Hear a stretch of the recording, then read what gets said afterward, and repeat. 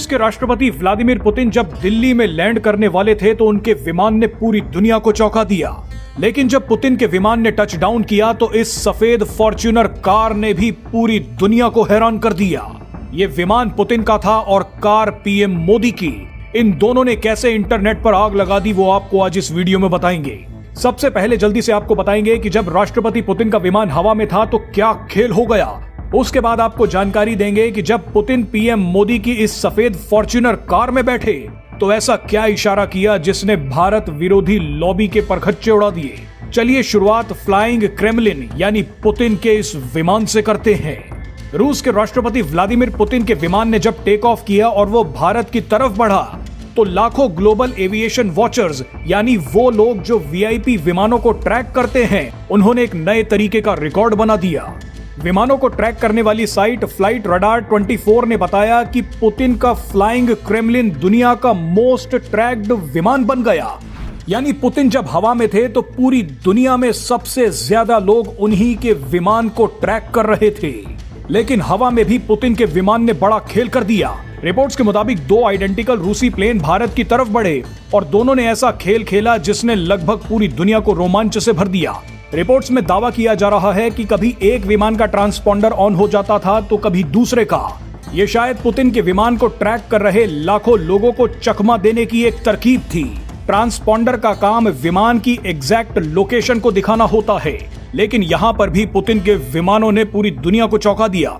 इस स्ट्रेटेजी का मकसद दुनिया की नजर से रूसी राष्ट्रपति को छिपाना है, क्योंकि पुतिन दुनिया के मोस्ट प्रोटेक्टेड लीडर्स में से एक हैं। रूसी एजेंसियां ये हमेशा सुनिश्चित करना चाहती हैं कि उस प्लेन की पहचान पब्लिक या दुश्मन ना कर पाए जिसमें रूसी राष्ट्रपति व्लादिमीर पुतिन मौजूद हैं।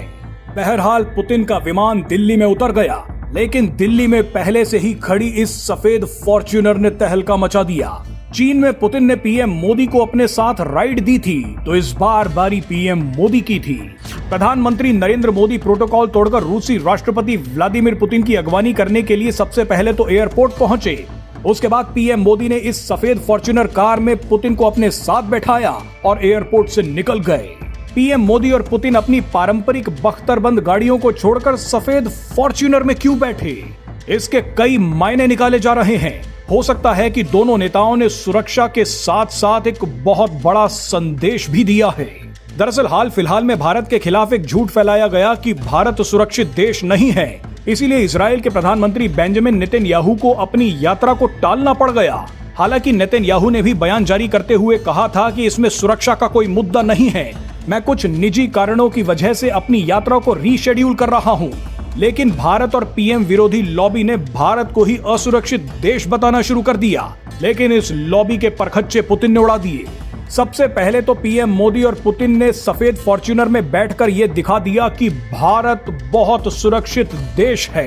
पुतिन की कार दुनिया की सबसे सुरक्षित कारों में से एक है, लेकिन इसके बावजूद पुतिन पीएम मोदी के साथ इस सफेद फॉर्च्यूनर में बैठे। पुतिन ने भारत की ताकत और भारत की सुरक्षा को सर्टिफिकेट भी दे दिया। पुतिन ने इस गाड़ी में बैठकर दिखा दिया कि भारत कितना सुरक्षित देश है। वैसे एक्सपर्ट्स ने एक और कारण बताया है जिसकी वजह से पुतिन सफेद फॉर्च्यूनर में बैठे। दरअसल पुतिन ने पश्चिमी देशों को एक मैसेज दिया है कि मैं उनके देश में बनी गाड़ियों में नहीं बैठूंगा। फॉर्च्यूनर कार को बनाने वाली कंपनी भले ही जापान की हो, लेकिन अब ये गाड़ियां भारत में बनती हैं। यूक्रेन युद्ध के बाद से अमेरिका समेत यूरोपीय देशों ने रूस पर भारी प्रतिबंध लगा दिए। इस युद्ध में रूस के खिलाफ ये देश यूक्रेन को हथियार और आर्थिक मदद देते रहे। इस तरह की स्थिति में आमतौर पर इस्तेमाल होने वाली BMW और मर्सिडीज कार जर्मनी बनाता है, लेकिन जर्मनी पिछले 3 सालों से यूक्रेन का बड़ा सहयोगी रहा है। ऐसे में हो सकता है कि पुतिन ने जर्मन कारों में बैठने से मना कर दिया हो।